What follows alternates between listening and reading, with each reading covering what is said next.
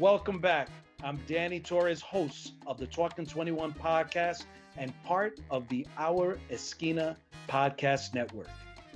I want to especially thank our listeners who continue to post phenomenal reviews, commenting on Twitter, Instagram, and Facebook, and telling us especially how much they're enjoying our podcast. And on behalf of the Talkin 21 podcast crew, we thank you very, very much. But before we begin, I'd like to extend my sincerest condolences to the family of 1979 World Series champion, who I met in 2016, Rennie Stennett, who passed away on May 18th. It was 50 years ago. On September 1st, 1971, this Pirates infielder and starting second baseman, on that day, for the first time in Major League Baseball history, the Pittsburgh Pirates fielded a lineup that consisted entirely of Black and Afro-Latino ball players. Even in 1975, Rennie Stennett was also the second player to get 7 hits in a 9-inning game. May this World Series champion rest in peace. And now, without further ado, here is part 2 of the Talkin 21 podcast installment of my amazing conversation with the great Willie Randolph. Going back to your Major League debut, you had some role models there. You had the great Willie Stargell, future Baseball Hall of Famer. You had, of course, Manny Sanguin, who actually I just spoke to the other day, sadly hearing the news of the passing of another Pirate, Grant Jackson. What specifically did you hear, if you did, stories that maybe Willie shared, that Doc shared about Roberto Clemente? And certainly if there wasn't anything in particular that they shared, there's got to be something that you saw as a young ball player from Willie Stargell and Roberto's teammates that really truly showed you how much his leadership impacted that team and those specific players. So if you can, Willie, just talk a little bit about those players that I mentioned. Yeah, I wasn't fortunate enough to hear a lot of stories that they shared me about Roberto. I would have loved to have heard those stories because Willie and Roberto were like this. They were a brotherhood. They were tight. Talking about We Are Family. We Are Family started back when Roberto was there teaching these guys how to play. They all revered him. They all loved him. He was the best, and he prepared them as winners. I learned an awful lot from a lot of my teammates, whom I'm very honored and grateful for that experience, one I'll never forget. But I'd like to point out one particular teammate of mine. He kind of shined a little brighter than most and stood a little taller than most men. He had the ability to play the game as though his entire life depended on every ball game. He passed that atmosphere of playing, but more importantly, he taught me the importance of being a man, to be able to command respect rather than demand it. I'm talking about a gentleman who has a very special place in my heart and always will, Roberto Clemente.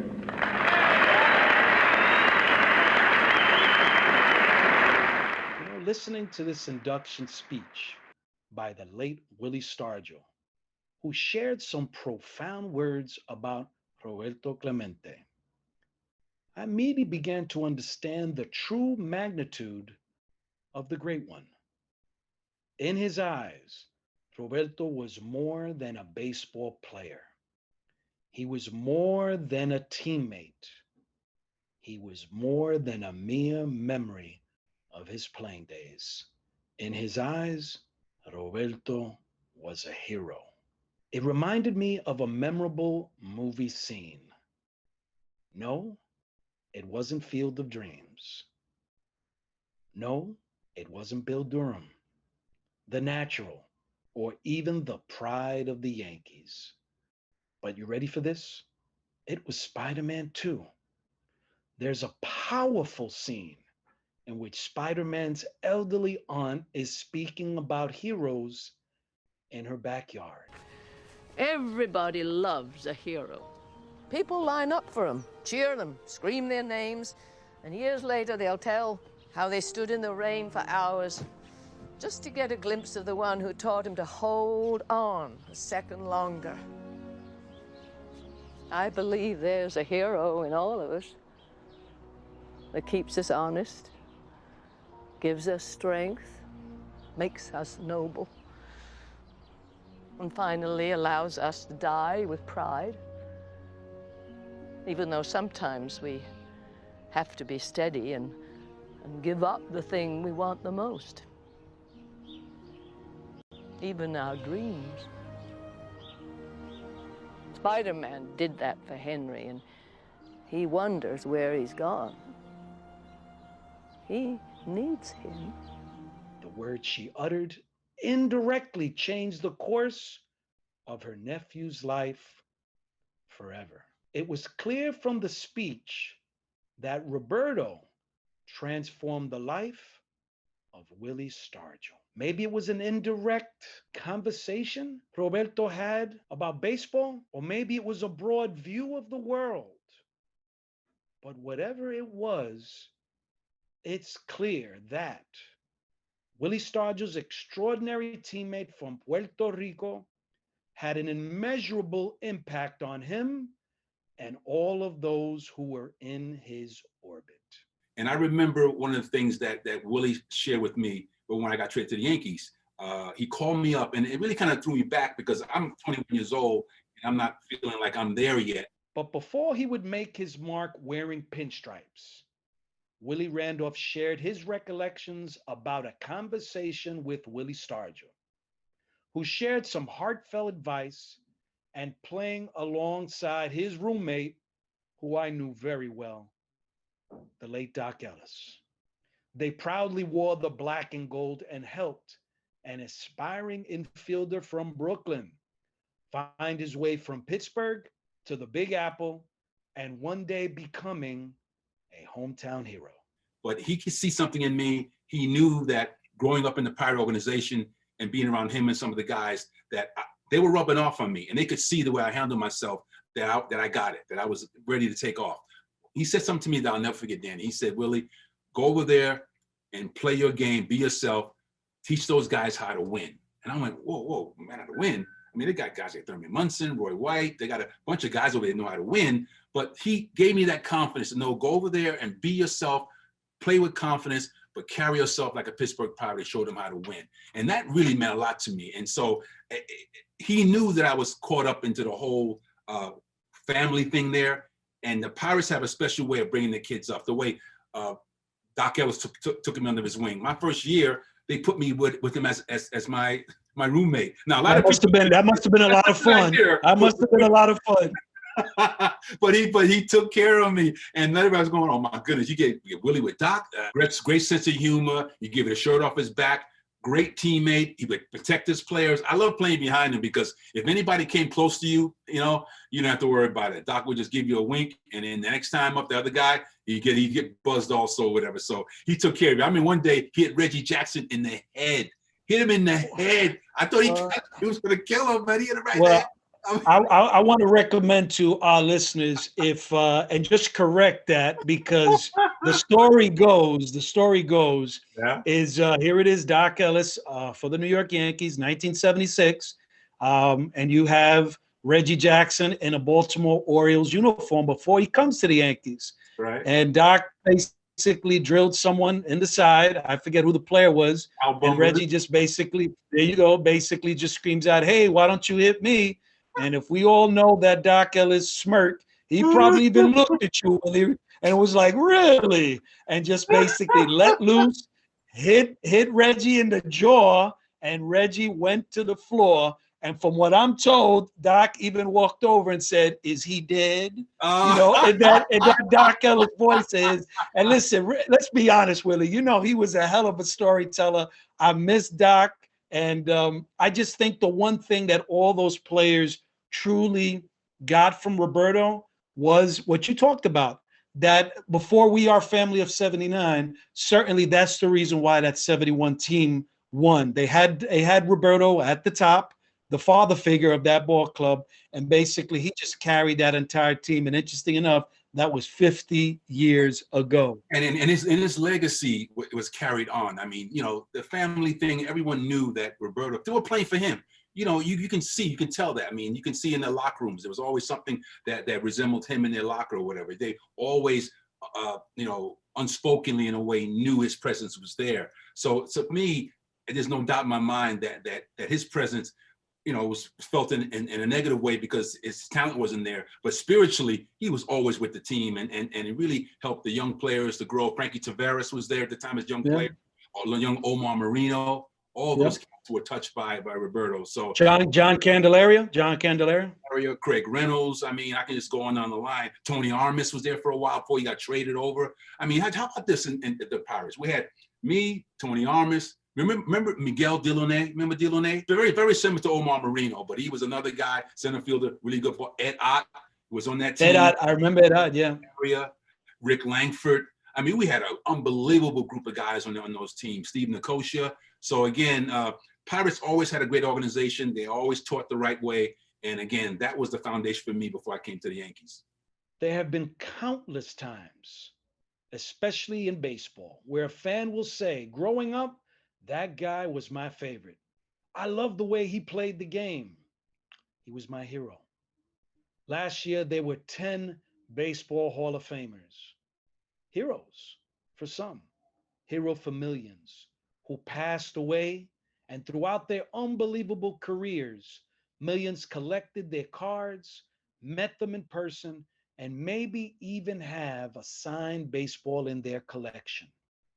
For that fan, it's a moment they will never, ever forget. Of those esteemed members whose bronze plaques are on display inside the hallowed halls of a quaint museum in upstate New York, Willie Randolph personally knew each one, and they were friends. He even shared a bit about their unique camaraderie, and I wouldn't be surprised if he even has an autographed ball signed by two of those immortals from Cooperstown, Joe Morgan and Bob Gibson. So here it is in 2020, and then sadly news continued in 2021, Willie. We lost a number of Baseball Hall of Famers, and I believe the number is 10, and the last one sadly was the great Hank Aaron. But there were some prominent black ball players, black Hall of Famers that we lost. Lou Brock, Bob Gibson, Joe Morgan, and of course, Hank Aaron. And any particular recollections that you could share with our listeners on any of those players? I probably have a story for each one of those guys, almost. I mean, it was just, I've been so fortunate and so blessed to be able to be touched by a lot of these cats. So, I mean, I didn't get a chance to really know Al Kaline, because we almost forget Al Kaline passed away early in the year. He did, Al Kaline, yeah. Whitey Ford, that was an impact to the Yankee organization, losing Whitey Ford, yeah. Tom Seaver. Yes, Tom Seaver. I mean, even a little bit before that, the great Bob Watson. We could talk about him later if you want. Guys like Joe Morgan, being a former second baseman. I mean, Joe was he was the standard. I so look forward after his career. Competing against him was one thing. I mean, he pushed me, he motivated me. I want to be like him. I try to emulate him at times. But what I love more than anything is the relationship we had after baseball, when he was doing all the Sunday night games with John and everything on the show. And he would come down before the game, as you see on the field when you're there. We're sitting around hitting fungos, taking batting practice, and we can kind of talk a little bit. He would come over and we have conversations about baseball, about hitting, and Joe always did that for me. So I miss that about him. And over the years, we stayed in touch. Bob Gibson was always around, the great Bob Gibson. I was afraid to even approach this guy then. He was a big, intimidating guy. I heard about them. I heard about his reputation. He didn't like hitters. He didn't like hitters at all, right? Even after his career was over, he wouldn't even speak to hitters or whatever. He was one of the toughest competitors I've ever seen in my life. But he and Joe Torre were very close. So when we had that run from 96 into the 2000s, Hoot, we called him Hoot, but he would always come into town and he would hang out with Joe. So if we went to play the Red Sox, he would go on the plane with us. We'd go out to have dinner, and we would sit and drink wine, and have great food, and he would just talk baseball all night. Can you imagine that? Are you kidding me? Talk about dining on heaven, man. You kidding me? So I would sit there and listen to Bob tell stories all the time. You know, like I said, Bob Watson was another guy that was a mentor to me. I spoke to Bob probably twice a month. He was my hitting coach, my teammate, my general manager with the Yankees. Talking about class personified, you know, Bob. I mean, you know. Yeah, you know, I had an opportunity, Willie, to meet him twice, and he really idolized Clemente, and he always shared this story. I've seen it in documentaries where it was in the Astrodome, and if Clemente didn't basically just leap in one of those motions of Roberto Clemente and pretty much just stole that homer off Bob Watson in the Astrodome, and Bob was like, you know, we would have won that game if it wasn't because of Roberto's greatness. And here it is, the Pirates won that actual game 3-0. And, you know, certainly Bob Watson impacted not only your career, but in the friendship that you had with him, and certainly instrumental, first African-American general manager to be a part of a World Series championship in 1996. In part one, Willie talked about the profound impact of Gene Baker. He was an infield coach of the Pirates. But as a player, and interesting enough, he was Clemente's teammate when they won the World Series in 1960. But it was his time in the Negro League that fascinated Willie, who was quite knowledgeable about this period of baseball. When he received the call from the New York Mets in 2004 that he would become their next manager, he received a congratulatory call from the great Buck O'Neil. And wait until you hear Willie's impersonation of not only good old Buck's message to Willie, but even the boss himself, the one and only George Steinbrenner. Buck O'Neil, it was one of the first persons to call and congratulate me when I got the Met job. The first one was Frank, yes. And because over the years, you know, he knew my struggle and trying to find a job, to go through all the interviews and not be able to get an opportunity. So I remember, and if I can honor him real quick, I love Buck and I get goosebumps talking about him, but he goes, "Hi, Willie, it's Buck O'Neil.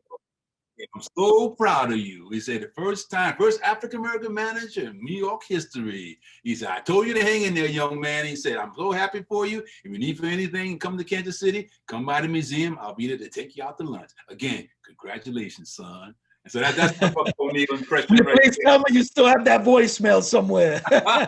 You know what I did? And it's so weird. Oh man, this is funny you brought that up. Back then we had the flip phones. Remember the flip phones back then? And back then, if you didn't if you went to your messages, if you didn't kind of save them, they would delete automatically. So I kept those messages. I even have them from Mr. Steinbrenner. George Steinbrenner called me. Yep. And God bless him. You know, I mean, I don't like to, just out of respect, I go, you know, "Hey, Willie, it's George. You know, hey, good luck, Willie. You know, hey, good job. You go over there. Those guys had to win now, okay? Don't Gretchen say hi." That's George, real quick and everything. And I had those on my phone. It's funny that you mentioned Steinbrenner. To this day, I would have had an opportunity to go into his office and break bread and sit down with him. And growing up a Met fan, Willie, I was like, I don't want to meet the boss. I don't want to meet Mr. Steinbrenner. But I'll tell you this, the only interaction, if you want to call it that, old Yankee Stadium, I'm in the elevator. He walks in. There was an elevator operator. You might recall that at the old Yankee Stadium. And immediately everyone's against the wall. And I'm like, oh, shoot. This is the boss. This is Steinbrenner, but nobody even said, "Good morning, Mr. Steinbrenner." It was just silence in the elevator. And when he left, you know, it was kind of like that drop, like, "Big game, I'm a Met fan. And I was like, oh shoot, that was Mr. Steinbrenner. And once again, Danny could have went into that office right behind the auxiliary press box. I could have went in and broke bread and just make a little chit chat. And Danny just basically was like, I don't want to go over there. You froze up, man. You froze. It was 15 years ago. The New York Mets were division champs, and I was there after the celebration in the clubhouse. And man, I was even doused with some champagne. I can vividly recall standing on the pitcher's mound at Shea Stadium and interviewing New York Mets manager Willie Randolph. I even played back that interview and listened to that one-on-one conversation on my mini cassette recorder. But without question, the 2006 National League Championship Series was truly magical. And yet, so many years later, I asked Willie, could he manage in the world of baseball analytics? I wasn't surprised to hear his response to that question, but I could still sense the passion is still burning inside for the game of baseball. I'm so proud of the run we had in '06 because, growing up in New York as a Met fan, just like you were, I was a Met fan as a kid. I wanted to be able to bring back some joy to the Met fans. I mean, the Yankees have pretty much dominated for the most part the city. I think Met fans were kind of seeming like second-class citizens. So I just remember addressing the club in that, we are going to find our niche. We're going to make our way. We're going to start our own legacy here. So for us to get through '05 and for us to, come back a little bit and then finally knock the Braves off that perch after 13 years of dominance by the Atlanta Braves, finally come off that perch. So the feeling of pride, it just was overwhelming for me because you can't imagine a kid who grew up in the sandlots of New York having an opportunity to look around Shea Stadium where I spent a lot of time and see the fans go crazy and feel like, wow, thank you for bringing us back. Thank you for putting together this great team of unbelievable ball players who play for each other, who play for you, the city of New York. That's a powerful feeling, Danny, and that's something I'll never, ever forget because not many people have the opportunity to experience something like that, where you can be in the roots of the city that you grew up in, but also bring joy to the people that you love and the game that you love. So for me, that would be the ultimate. And then on the flip side of that, the ultimate disappointment was the following year where, we collapsed and we were even closer. All we needed was one win or two to get over that hump. But for me, when I think about '06, that was probably one of the most fun years of my career. And even having said that, with all the championships I've won, that was the first time that I managed my team, the team that I managed to a championship. So that to me is on the top of the list for me. And again, the fact that I was part of New York and part of the fact that I brought a lot of joy and kind of pride back to the Yankees, back to the Mets, always made me feel real good. So it was a very special year for me. As far as analytics, I have no problem with analytics. I mean, that's the thing. I think that they've kind of bombarded the sport with a little bit too much of that. And I think there should be a happy medium where you can have a little bit of, I don't even call it old school, Danny. It's experience, old school experience, call it what you want. And with the nuances of analytics, put them together. But ultimately, as a manager, you have to lead and you have to know that the players respect what you're doing and that you're making the calls. You're calling the shots. I don't always feel nowadays that the managers' hands are not tied, okay? I'm agreeing with you 100% because, Willie, you know the truth in baseball today. You know it. Hands are tied. They are tied, and that to me, and what it does more than anything, it undermines leadership. I think leadership is so important, not just in sports, but in this world. We need more of that. And I think when you tell players that the manager's not in charge and leading the team, it takes a little bit out of weight or whatever, okay? But again, I do believe in analytics as far as, using information. If it's going to make my players better, use it, take advantage of it, okay? But ultimately, the game is played. Mr. Joe Torre always said the game is played with a heartbeat. It's played with a heartbeat by human beings, okay? And sometimes you have to look at a situation and your eyes and your gut will tell you that this is the right thing to do at the time, okay? Now, if you're on the fence a little bit and you're not sure and you talk to your coaches, well, what should I do here? Or you think that, I'm thinking about doing this. And then if it's on the fence, then yeah, okay, you might want to go with a large sample size of analytics. Don't give me a short sample size, though, because you have to give me some at-bats, 20, 30 at-bats. Now I can see, okay, there's a pattern here. But a lot of times they'll use statistics on these small sample sizes, and I don't think that washes because that could be luck. That could be a situation we might get a blooper or whatever. So I think that you have to have a larger sample size. But I think I can manage today on analytics because especially, how about this, Danny? Especially if the opposition is playing a shift on me. You're going to give my team a whole side of an infield? Thank you very much. I'll take a chance at whatever. If my general manager is okay with me attacking the defense, I guarantee you I'll win a lot of games for you because I'll make you adjust to me, okay? All right, you can't dictate to me how I'm going to play, all right? But if you give me a whole side of a field, if you don't hold me on, okay, or if you got catchers on one knee, they're teaching catchers now to get on one knee. Yeah, let me see a catcher on one knee. I'll run you out of the ballpark, okay? So it's all about winning, all about making adjustments. It's all about attacking. And so I would have no problem with managing on the analytics or whatever, as long as my general manager gave me the flexibility at times to go with my gut and what I feel to help my team win that day. And you said it best, which is a great quote from Baseball Hall of Famer Joe Torre, that the game has a heartbeat. I think Yankee fans, well, let's be honest. Everyone knows I'm a Met fan, but I am open to questions, and certainly we have a question that came to our Twitter account of Talkin at Talkin21 podcast, and the question comes from a Lou Rosario, and his handle is Chi-Town Lou. And his question is for Louis, Louis, I was calling you Louis. Willie Randolph is growing up in Brooklyn. It must have been a dream come true to be a part of the Mets and Yankees as a player, coach, and eventually a manager. Is there anything specifically unique about being a part of Yankee history? And that's from Lou Rosario. Yeah, great question, Lou. Great question. It is unique. It's special playing for the Yankees. And you have to be a part of the organization to really understand that. You hear people talk about it and talk about Yankee lore and Yankee legacy. But to me, as a player, ultimately, all you want is a chance to win. You want an opportunity to go out every day and have a chance to win and ultimately win a championship. The Yankees do that as well as anyone. As far as giving an opportunity, I can't imagine, and I've been blessed, in some cases I've been spoiled to be a part of organizations that when the season starts, when April 1st comes around, we have a legitimate chance to win, okay?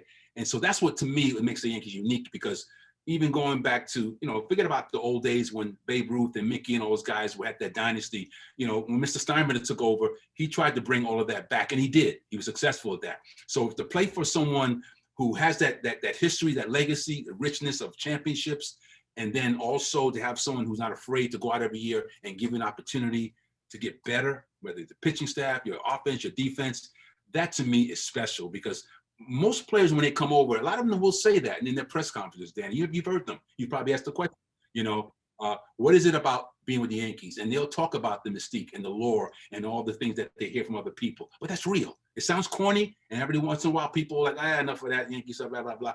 But when you're in it, when you feel it, when you win championships, it's real. So that's, to me, what separates the Yankees from a lot of teams. Not saying that there's great organizations, with Atlanta Braves, the St. Louis Cardinals. I can go on down to Dodgers. I had a chance to play for the Dodgers back in the early 90s. So for Willie, me, can we mention Mets?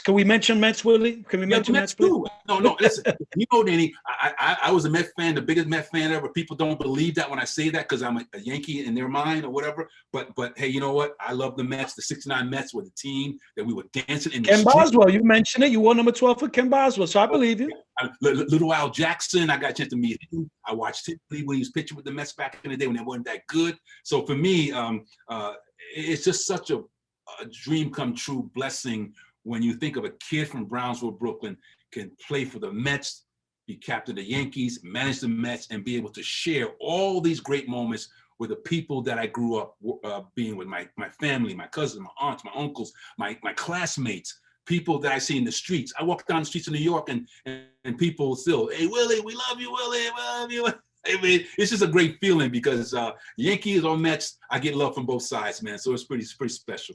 Well, Willie, certainly so much happened in 2020 along the lines of Black Lives Matter throughout Major League Baseball, and literally not only the nation, but around the world. But if there was a wake-up call, there was a wake-up call where you now see Black ball players, specifically Black baseball players, who stood up to talk about injustices, things of what they specifically would like to see in the game of baseball. Now you have what is called the Players Alliance. I'm sure you maybe have heard some players, former ball players as well, that have been involved. But there's always that concern, Willie, of the lack of African Americans throughout Major League Baseball, specifically the ball players, coaching staff, administrative level. So, Willie, I'd like to hear your thoughts on what possibly still can be done of what has already happened.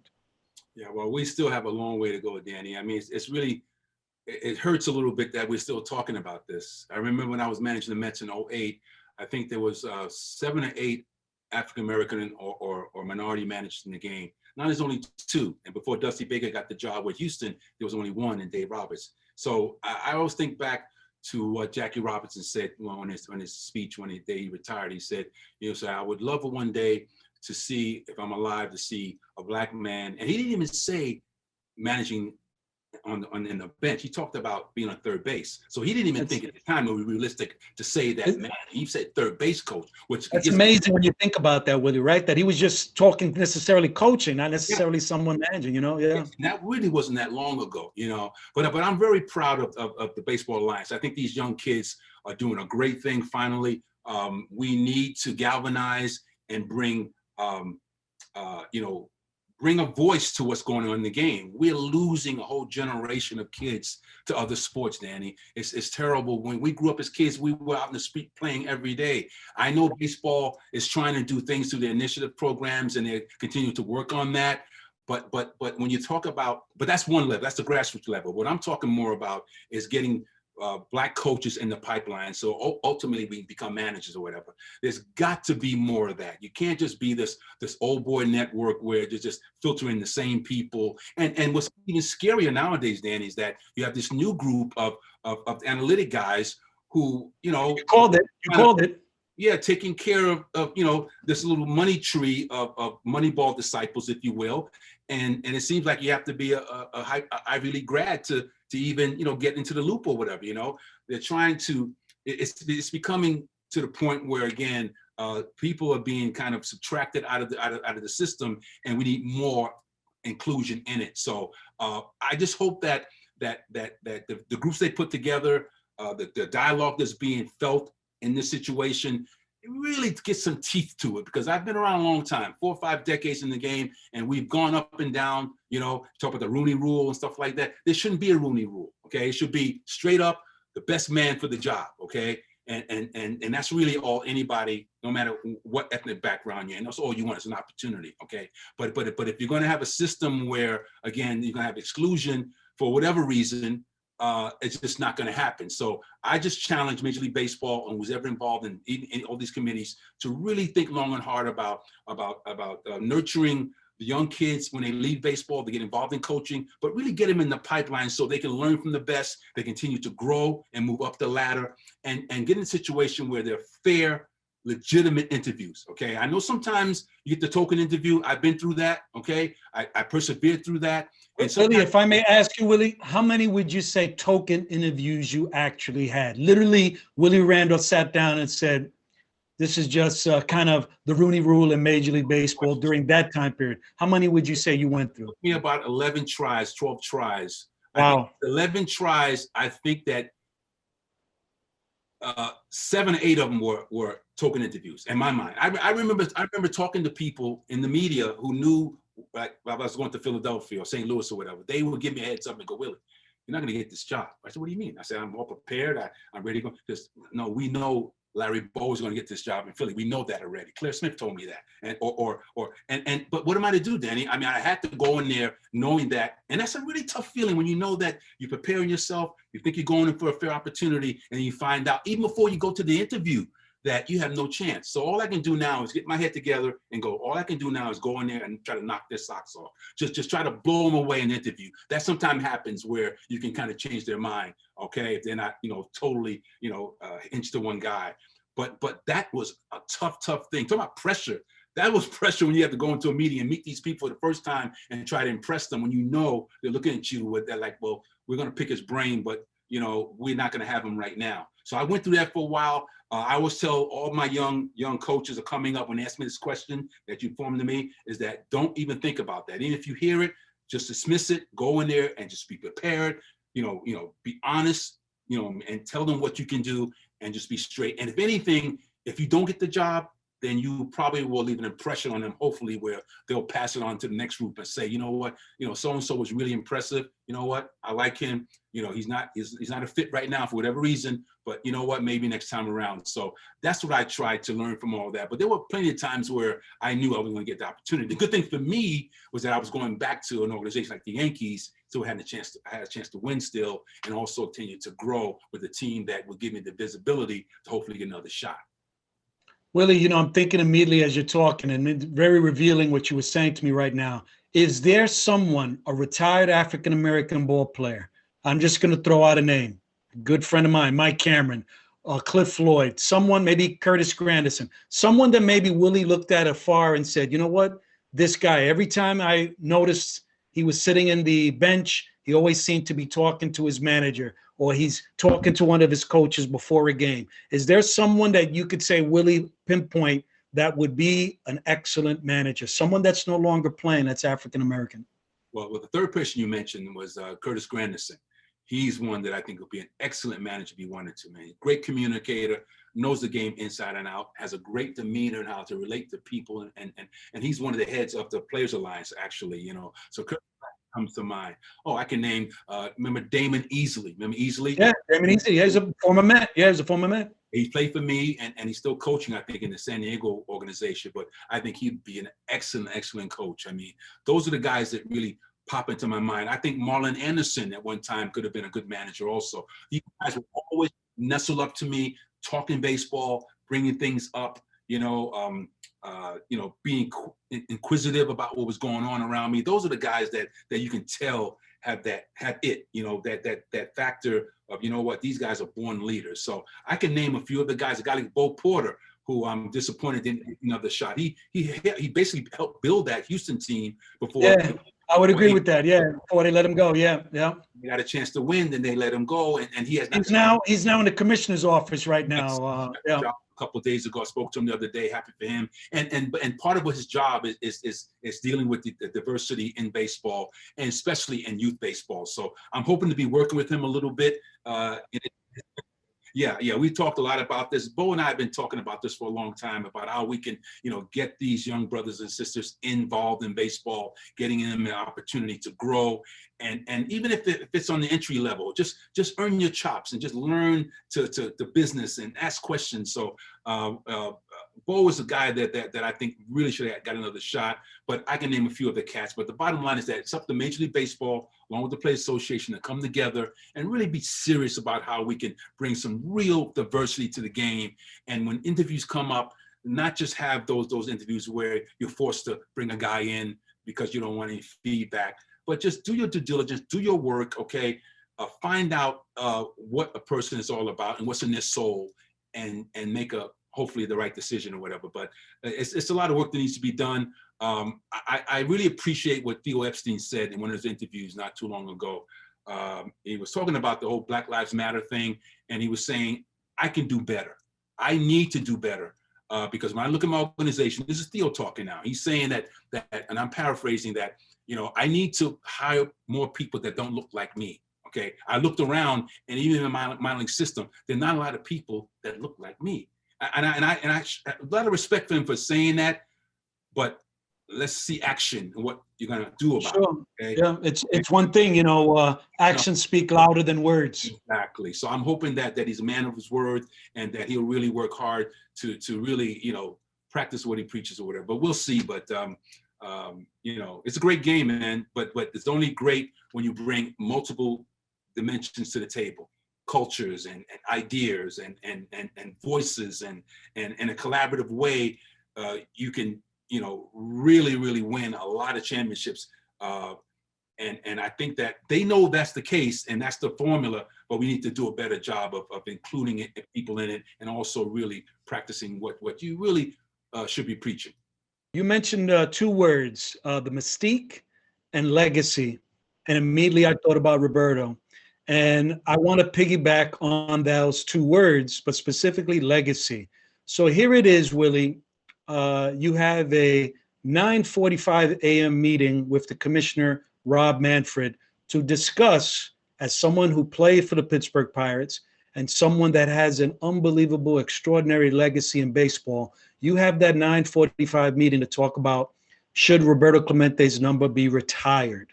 So talking about that legacy that you got a chance to experience through his teammates after his passing, what would you say to the commissioner of baseball on why Clemente's, besides the obvious, that number needs to be retired?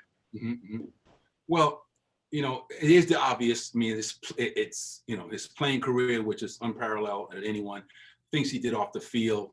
But I think for the people, I think it's important also. I mean, to think about what he did for everyone, but especially for the Latin community and for different Latino people around the world. I think that's huge. I mean, he was the one. He was the pioneer. He was the best. And there were other great players, too, that we can mention. The Marichals and all the other people that were unbelievable players. And Minnie Minoso starting out. Talking about the Negro Leagues, Minnie Minoso goes back to... Yes, he does. Yes, he does. So just his impact on everyone that he touched. So you really can't get away from what he did on the field and what he did off the field. That is the more, to me, in itself, enough right there, okay? But just the things that he did unconditionally and the things that he did for people and the legacy, the lineage of all the people that he's touched. You look around baseball and you can see all these people that he touched all the way down to, even to this day, people try to emulate him. They try to imitate him. No one can, but he is that inspiring. So for me, Mr. Commissioner, this to me is something that needs to be done. We've talked about it for a long time, but there's no reason why, and I think everyone that loves the game of baseball and loves humanity and loves people that give their life and their time, they shouldn't have a problem with that. So I know that sometimes these things take time to develop, but I think it's way past time for a guy like the great Roberto Clemente to be honored the way he should be by having his number retired. Now, that's just me. I think there's millions of other people who feel the same way. So, Mr. Manfred, I urge you to get it done and do it, because this is something that's way well overdue in my mind. Powerful words from the great Willie Randolph. Certainly, I am so thrilled that you are part of the Talkin 21 podcast, but most importantly, Willie, our friendship of now 15 years, and that you brought this guy who was there in the mezzanine section in 2006 to experience that playoff run that went to Game 7. I'll tell you this, Adam Wainwright, and we had him as one of our guests this year. He actually spoke very highly of you, Willie, specifically about a move with Cliff Floyd. But I'll let you hear that particular episode. I'm not going to blow it. I will send it to you. But Willie, thank you so very much for being with us on Talkin 21 podcast. And I just can't wait for us to drop this episode. So Willie, from my heart, thank you very much. Honor, Danny. I love you, man. We go way, way back. I'm so happy we got a chance to talk a little baseball, man. And we'll do it again soon, man. All right? You guys stay safe. I really appreciate it, man. I see the Christmas cards every year, and you got a gorgeous family, man. So send my best to everybody, okay? Willie Randolph, as I mentioned in part 1 of our conversation, you're truly a hometown champion in my book. Thank you for joining us, and we're looking forward to inviting you back to our pod. The crew had a lot of fun. I'm sure our listeners enjoyed this installment of our podcast, and I'll once again use a familiar Mets catchphrase: your career was truly amazing. Make sure to follow us on Twitter, Instagram at Talkin 21 Podcast, and yes, we're also on Facebook and YouTube. A special thank you to our co-writer and executive producer, Ras Guevara, and to our social media manager, Senor Bezo.